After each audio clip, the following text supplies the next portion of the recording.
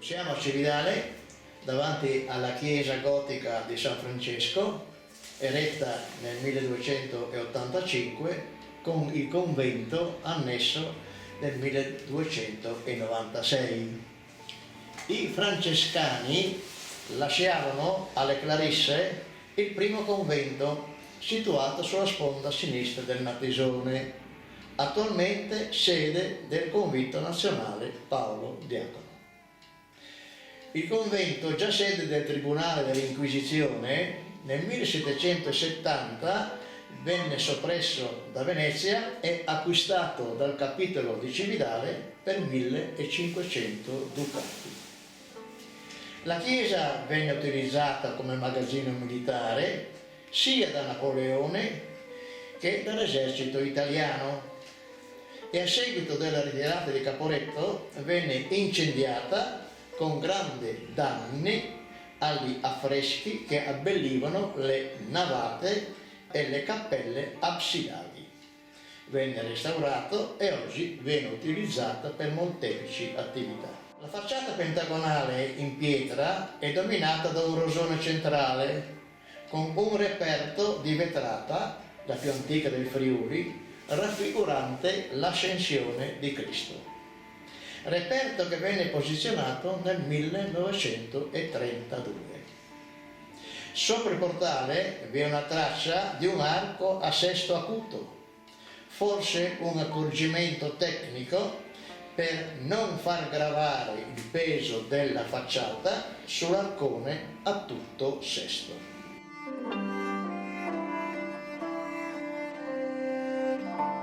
Entrando nella chiesa a croce latina ci si trova nella navata unica con 2 transetti e con 3 cappelle absidali.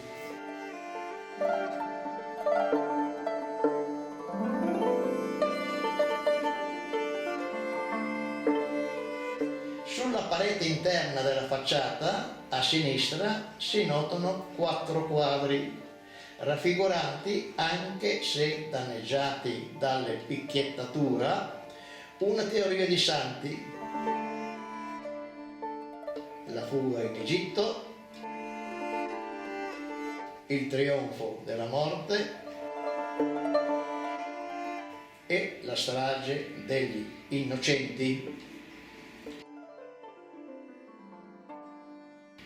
La pianta della chiesa, con soffitto a capriate, aveva 11 altari, 3 per parte lungo le pareti laterali, un altare in ognuno dei 2 transetti e 3 nelle cappelle absidali.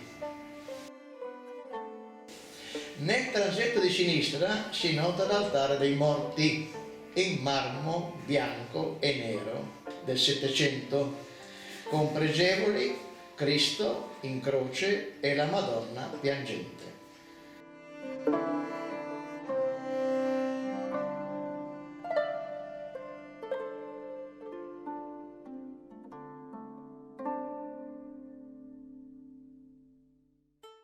Tra le finestre dell'abside centrale, invece, vediamo l'affresco più famoso di questa chiesa, risalente al 1300, cioè la Crocifissione.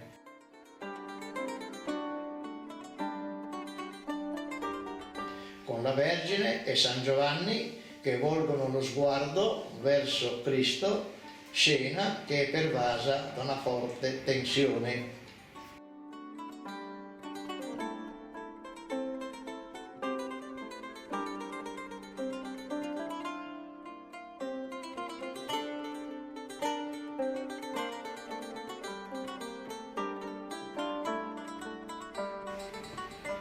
I pilastri absidali invece conservano figure sacre decorative databili all'avanzato 300.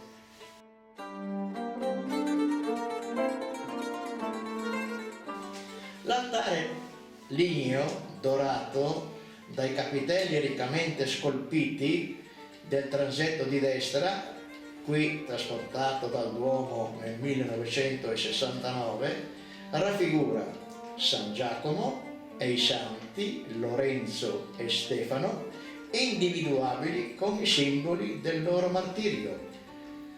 L'altare, datato 1611, è opera del pittore fiammingo Pietro Mera.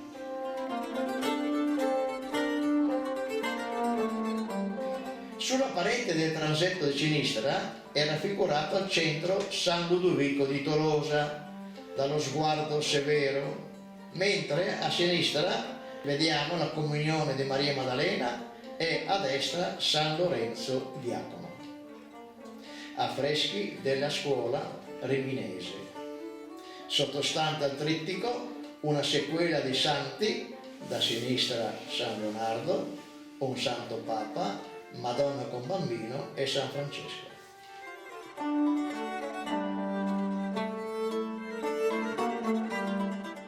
Sul transetto di destra, accanto all'altare ligneo dorato, si nota una figura di donna dalla scollatura evidenziata.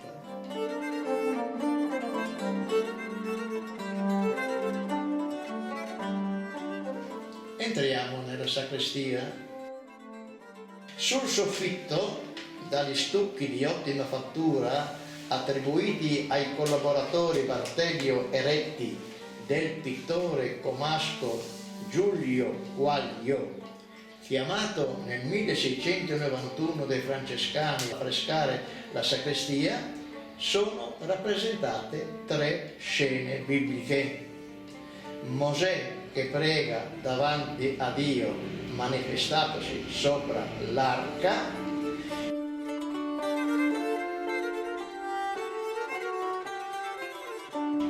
la scena del castigo di Ozza, la migliore riuscita dei 3 affreschi, che cade fulminato per avere osato sostenere l'arca della Santa Alleanza che custodiva le tavole della legge.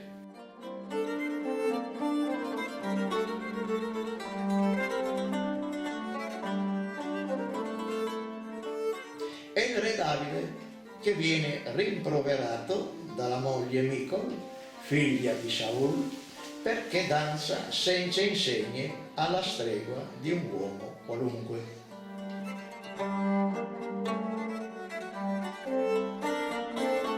Notiamo affreschi trecenteschi con la storia di San Francesco che respinge le tentazioni del demonio. Nella parete più illuminata un angelo appare a San Francesco e gli mostra un'ampolla di acqua purissima, svelandogli che così deve essere l'anima di chi celebra la Santa Messa. E il santo si sentì così lontano da quella perfezione che decise di rimanere diacono. Sulla stessa parete a sinistra San Bonaventura. San Bonaventura cardinale con la mozzetta che umilmente serve la messa, perché davanti alla celebrazione eucaristica non esistono cardinali, è la presenza di Cristo che vale e l'intensità con cui San Bonaventura contempla la consacrazione esprime molto bene questo concetto. Al basamento della parete si notano artistiche decorazioni di finto marmo.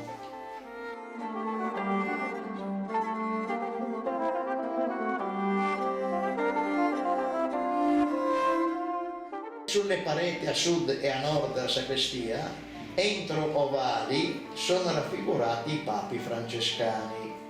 Niccolò IV, che pontificò verso la fine del 1200 e fu uno dei papi missionari. Alessandro V, che pontificò verso l'inizio del 1400, fu un antipapa che non riuscì a mettere pace nella Chiesa. Entrambi raffigurati con la mozzetta, mentre con la mitra sono rappresentati Sisto IV, che pontificò verso la fine del 1400 e da cui prese il nome la Cappella Sistina, e Sisto V, pontificò verso la fine del 1500, che fece di Roma una delle più belle città del mondo.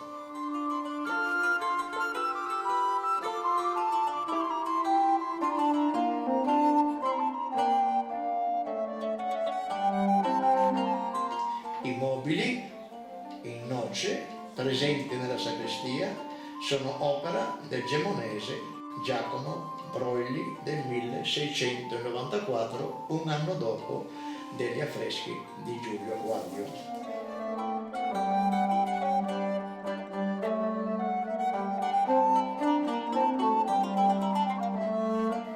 Passando nell'aula capitolare,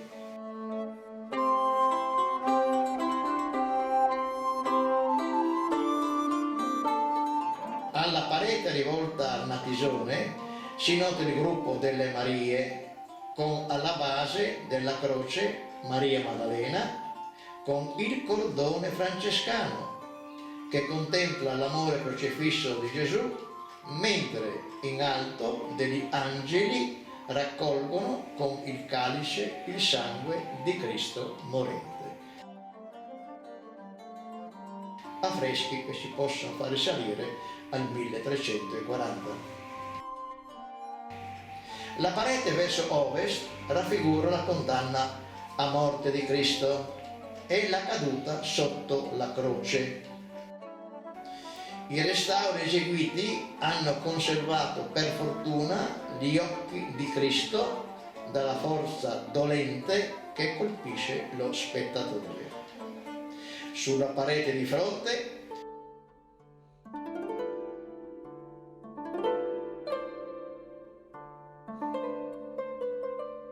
notiamo la deposizione della croce con al centro la Madonna con il suo immenso dolore, in piedi, perché grande è la speranza della resurrezione del Figlio. A fianco abbiamo l'affresco della resurrezione di Gesù Cristo del secolo XVII, Gesù trionfatore che esce dal buio del sepolcro, con sullo sfondo a sinistra i discepoli di Emmaus, i quali, fermatisi a una locanda, riconoscono il Gesù risorto dal modo come il quale lo sconosciuto spezza il pane. E allora prorompono nella famosa esortazione: resta con noi, Signore, che si fa sera e il giorno sta per morire.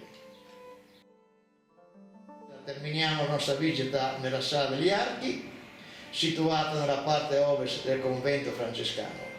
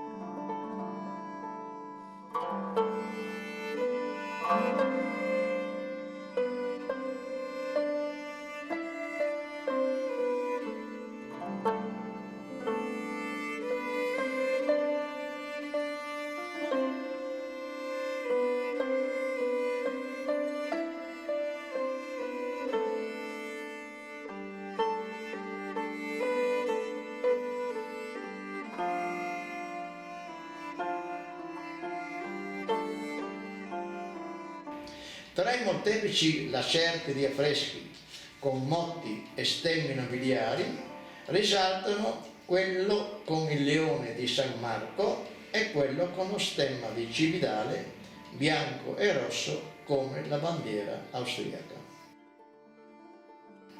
Il leone di San Marco è raffigurato con il Vangelo aperto, sul quale è posata la zampa che impugnava una spada quando Venezia era in guerra. Cividale, dal 1420, fu sempre fedele alla città dei Dogi. come attestano i numerosi simboli raffiguranti il leone fatti abrasare da Napoleone, immurati tra l'altro sulle facciate del Museo Archeologico e della Comune di Cividale.